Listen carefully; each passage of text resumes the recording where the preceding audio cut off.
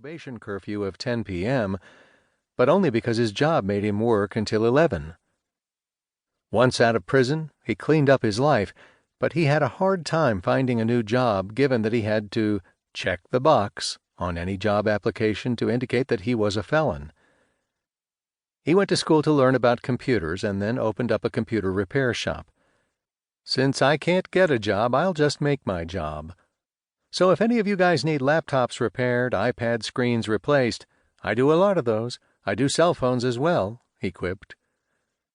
He then talked about his physical therapy degree, noting that his clinical exams were coming up. Part of that process included a background check, and I'm sweating bullets about what would come back.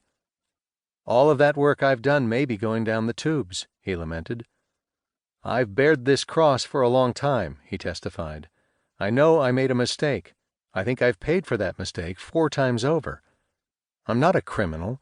I was a stupid kid and made a stupid mistake. 4 minutes later, Powell was done. His short statement would reverberate across the state, impacting thousands of Kentucky felons. Republican Senator Whitney Westerfield was in the hearing room that day. He listened intently as Powell gave his testimony. Westerfield is a pro-law enforcement conservative who ran unsuccessfully for Kentucky Attorney General in 2015. He was initially opposed to allowing felons to seek an expungement of their records, and he thought that nothing would change his mind. Why should someone who had violated the social contract and committed a crime be given any leniency? Yet, as Senator Westerfield listened to Powell's story, something stirred inside of him. Something clicked. He changed his mind on the spot. He texted a fellow Republican, "If I'm still here in January after the next election, then we are going to make this happen." Westerfield became an unlikely advocate for Powell's cause. As Westerfield explained to the media, "This guy has done what we ask everybody in the justice system to do. Correct the behavior and don't do it again. We ought to be able to help that guy." He continued, "This isn't about Powell. It's about the nearly 100,000 others like him across Kentucky that can benefit from this hope-giving, redemption-providing bill." The bill passed in 2016, and Powell and thousands like him are now eligible to have their records expunged and regain their right to vote. Kentucky officials must follow through by making the administrative process quick and seamless for eligible individuals. Reflecting on this effort a few years later, Powell remembers being mostly worried about his physical therapy exams at the time, but he now recognizes the impact he had on the most important right in our democracy, the right to vote. In particular, he considered how our elected leaders don't necessarily reflect the full electorate because so many people are cut out of the system.